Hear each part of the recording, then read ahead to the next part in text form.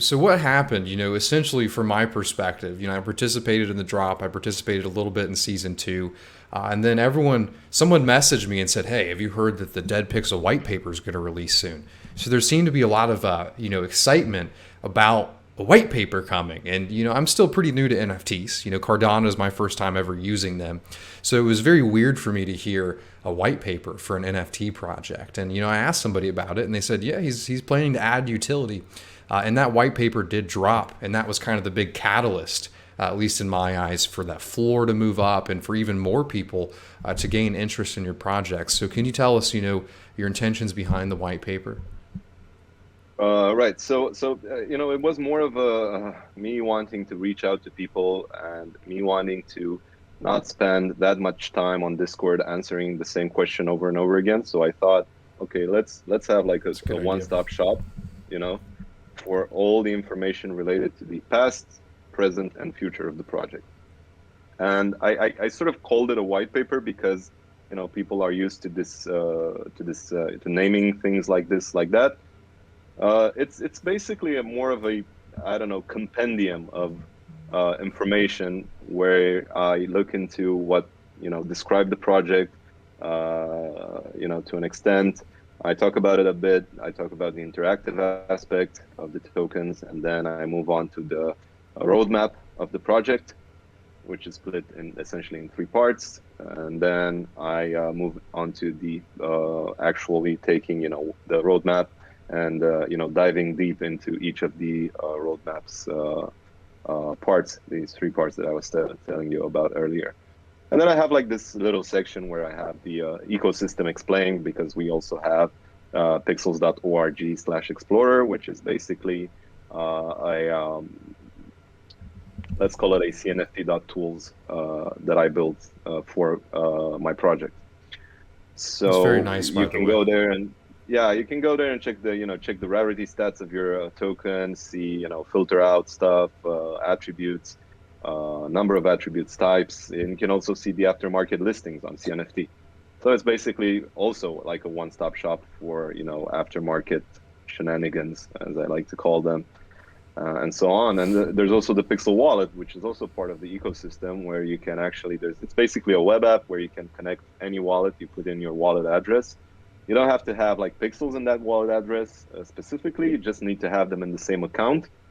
So the stake key should hold pixels. The stake key that is associated to that wallet address should hold some pixels, and the address needs to be used. And then you put in your address, and it basically scans your entire account for pixels, and it displays them for you in a very beautiful grid sort of view.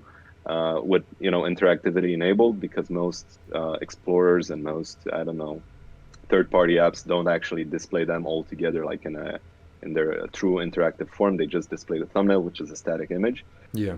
So I wanted to have that as well, for users to actually be able to open it up.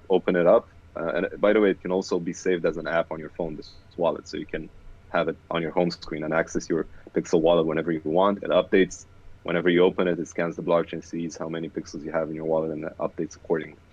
So I think it was a very good tool to have in the ecosystem for users, to actually access their tokens fast and easily. Yeah, it just makes logical sense too. Like we all use pool.pm. The wallets don't really have a good way of displaying them. And as soon as I personally found that Explorer site, being able to essentially filter out, okay, here's how many aliens there are, here's how many vampires there are, that really is what helped me understand attributes and also rarity in the Dead Pixel project, more so than really any other project out there. Well, I'm happy it worked out. I mean, it's naturally everything that I do for this project is a passion project. Yeah, and it's very apparent, even just logging into the site, it really is. I'm great that is, getting through. That's very, very good to hear, honestly. Thank you. Yeah, no problem, man. Yeah, I really do enjoy the project, and that's why I was really so excited to have you on today. So, you mentioned this wallet and being able to display those NFTs. Is that essentially where the portal for the utility is going to be, next? Like when the future comes, will you essentially see, oh, well, this one, this guy has essentially played the play to earn game and you've earned 10 ADA, from him using your attribute or using this specific NFT. Is that the direction? So basically, I usually when I build stuff, so for example, let's say I built this wallet, which is not necessarily a wallet per se. It's just like a wallet scanner, but I call it a Yeah. wallet because it's easier for people to understand. Hmm. So you take the Pixel wallet, right, and then it's been built in such a way that the code is easily mutatable and extendable to accommodate new features. So in the future, it's probably there's also going to be a Pixel wallet, but then there's also going to be a app dedicated for the game, or an app dedicated for forging pixels, so on and so forth, which will be built in within the same ecosystem, and they will be interoperable. So you can go from your Pixel wallet to your Pixel, royalty viewer, and so on and so forth. And then you could jump back into the Explorer, and then you could put your Genesis Pixel up for sale, and so on and so forth, if you like. I know I use so on and so forth. Somebody told me this. I really got to stop using that so often. It works. Yeah. And so basically what I want to do is create this sort of ecosystem which brick by brick sort of fits in nicely within the other things that exist within the Pixel sphere. And that's my goal. Everything that I build is sort of built on top of the other thing that I previously built, so it sort of makes sense for the end user, even though they have no clue that I'm intending to build it like that. Yeah. Probably, I don't know, maybe if they watch the dev updates channel on the Discord, they probably have a clue, but most people just come in, say hi, ask a question, and then leave. So user experience has been like a major aspect that I looked at when building everything related to this project, and I'm happy That is to see what's that. most important, the user experience, at least with any project, and Yeah, it's indeed. not focused on a lot. It's like you mentioned for your first drop. Most drops are really just an address on a static web page. You send Which is here and you fine. may get it back in an hour. It is fine. It is fine, but there is one that is better. Very clearly, right? Without There's being too always humble.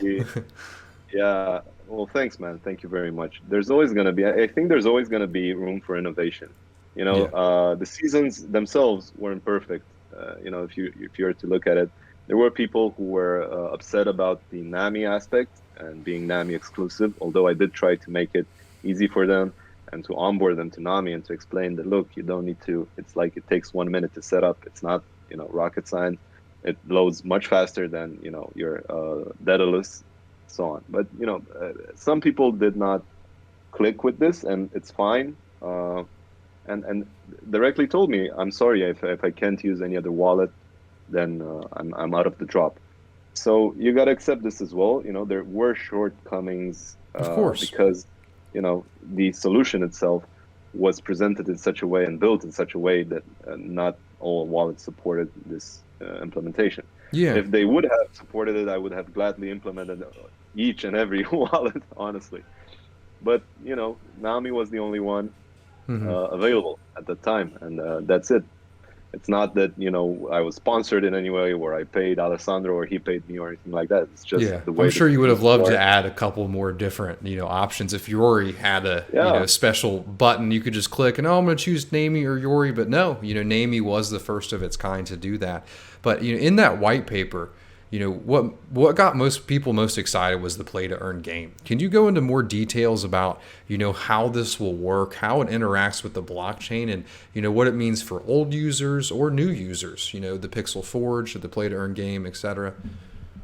all right. So naturally, the play to earn game itself, it also comes together, and it's heavily dependent on the Pixel Forge that you just mentioned. So what I'd like to do is to start talking about the Pixel Forge before, and then get into the Pixel Wars, because I think it sort of makes more sense that Okay. way. Yeah, perfect. So what the Pixel Forge and the Pixel Wars are, it's basically the future of the Dead Pixels project, or most bulk of the future of the Dead Pixels project. And the Forge is basically you could view it as like an online shop where you get to configure a pixel of your own choosing. So you would get to choose from the 69 different attributes that you find on the 10K collection, which we call the Genesis collection, right? The one that's been sold out and part of the season that we were talking about earlier. And you can basically recreate or customize any attribute combination on any pixel type combination, because there's like 5 types of pixels. There's the dead, the reptilian, the vampire, the wolf, the alien, so on. And so you basically get to pick out your base, and then you get to pick out the attributes that you want to add on top of it, any attribute that you want. Each of them, based on their rarity, costs a different amount of ADA. So the least rare attribute, which is the gold chain, would be the cheapest to forge, and the rarest attribute, which is the tight hoodie, would be the most expensive to forge. And you take all of these, and naturally the body costs as well are according to their rarity. So, for example, if you were to forge a copy of your alien, right, you would have to buy an alien body, and then whatever attribute your alien has. And it will cost you more to forge that alien because the alien body is the rarest and hence will cost more than a classic, dead type pixel.